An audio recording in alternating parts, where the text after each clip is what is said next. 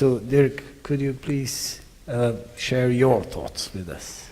I'll be very pleased to do so, and I'm very happy to be here, so thank you for the invitation.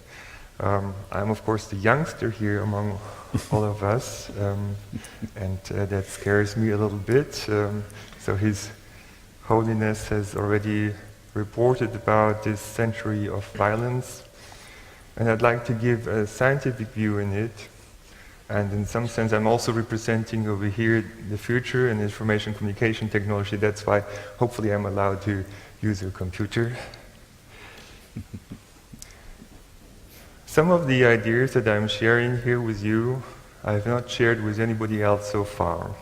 And so I'm very much interested in your feedback. As it was pointed out, I'm now a sociologist, but I started off as a physicist. So I have an analytical approach to our society. Since the origin of human civilization, there is a continuous struggle between chaos and order. While chaos may stimulate creativity and innovation, order is needed to coordinate human action, to create synergy effects and more efficiency, and common goods such as our transportation infrastructures, universities, schools, and theaters such as this beautiful one over here, institutions like parliaments and courts, but also language and culture.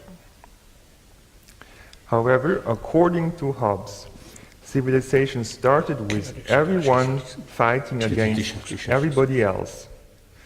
I was talking about Homo hominis lupus.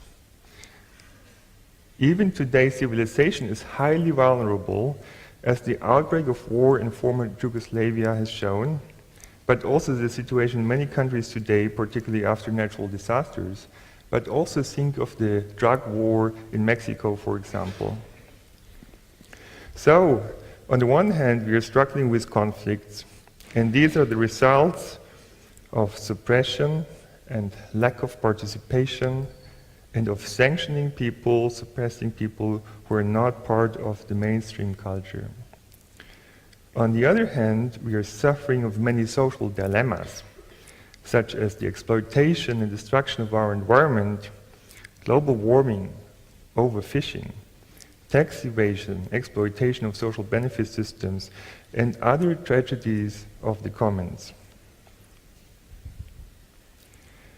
In order to mitigate problems like these, we need to learn how to understand and manage the complexity in our techno-socio-economic environmental systems.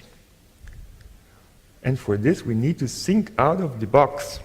I will talk about this tomorrow in more detail. We have to break through the barriers of our thinking, because complex systems work differently from what our intuition suggests. Complex systems are often hard to predict and hard to manage, and they behave in surprising ways. Their behavior is not well understood from the properties of their components. It's rather the interactions between these components, that means between you and me or between companies in different countries, which we need to focus on, because they're the basis of the self-organization of complex systems and of new so-called emergent properties which cannot be understood from the component properties. Or to put it differently, society is more than the sum of its parts. The change of perspective from a component-oriented to an interaction-oriented view may be as hard and as revolutionary as the transition from the geocentric to the heliocentric worldview, but this made modern physics possible and many of the benefits that came with it. So this new systemic view will enable us to find new solutions to all problems, such as social conflicts and tragedies of the commons. I'd like to stress that economic value generation would not be possible without many kinds of social capital, such as trust, solidarity, social values, norms, and culture. While absolutely crucial for social well-being and the functioning of society, social capital is largely invisible. It's magic and hardly understood.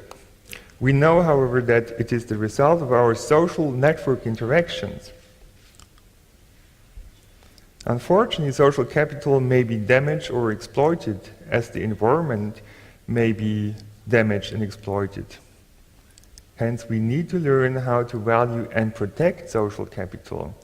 The evaporation of trust during the financial crisis may serve as a warning example. It caused the evaporation of thousands of billions of dollars in the stock markets and elsewhere. So we need to protect trust. In order to learn how to protect social capital, we need, first of all, a global system science, which allows us to gain a holistic understanding of our world, of systemic risks, and how integrated systems design can create more resilient and sustainable systems.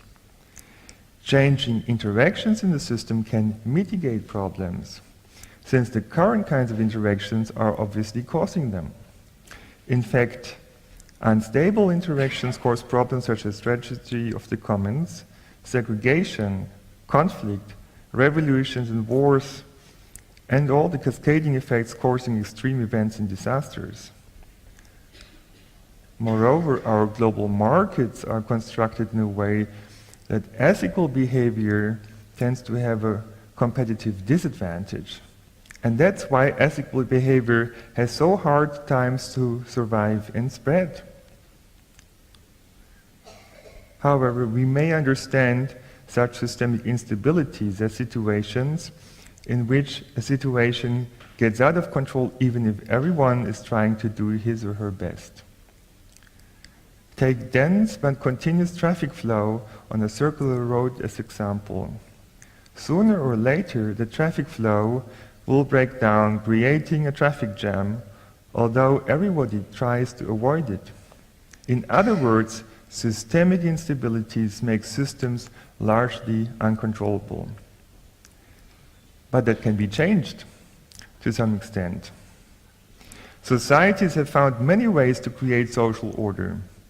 The most archaic one is the creation of families and tribes, which builds on the mechanism of genetic inheritance. Neighborhood interactions, even with strangers, and direct reciprocity based on repeated interactions is a more modern mechanism to promote social cooperation. And furthermore, humans have created sanctioning institutions, including the police, and I would also like to stress that cooperation and social order may be promoted by reputation mechanisms. That's actually my favorite mechanism. To counteract global destabilization, as we're seeing it at the moment, we're currently seeing also a growth in sanctioning efforts. But reputation systems are also quickly spreading, for example, in the internet.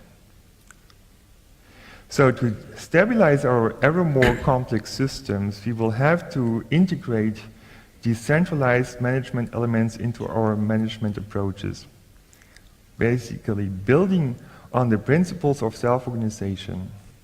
That means also more bottom-up democracy. New information communication technology makes it possible to overcome barriers to social, economic, and political participation. They could also support fair ways of sharing. Again, the interaction rules are crucial here. If someone who cuts a cake can take the first piece of the cake, it will often be the biggest piece of the cake. However, if the person who cuts the cake takes the last piece, he or she will be very careful to cut it in a fair way, with all pieces having equal size. New information communication technologies can also promote an intercultural understanding, facilitate social money or value-sensitive action. They can furthermore promote accountability, which promotes responsibility, and awareness. Awareness helps to avoid many mistakes one would otherwise make. The FuturICT project that I'm coordinating scientifically, and together with Stephen Bishop, this FuturICT project plans to create a planetary nervous system which will support such awareness of the state of the world, including the value of social capital. FuturICT's Living Earth simulator will help to anticipate possible scenarios, what-if scenarios, as we do it actually by mental simulation for much simpler situations. And this will warn us of systemic risks, but also point us to new opportunities, actually. And finally, FuturICT's global participatory platform will make these new instruments, which serve to gain insights into our complex world, accessible to everybody, to you and me. So remember, most people, as also His Holiness the Dalai Lama has pointed out, do want to appear attractive and beautiful. And we can use this mechanism actually to create a better world if we manage to create awareness of the implications of the decisions and actions. This will change people's behaviors. We have to discover the inner beauty. I fully agree. We have to be able to see it better, and technology can help here. I'm deeply convinced that we can create a better world if we create suitable instruments, gain better insights, and do it together. Thank you very much.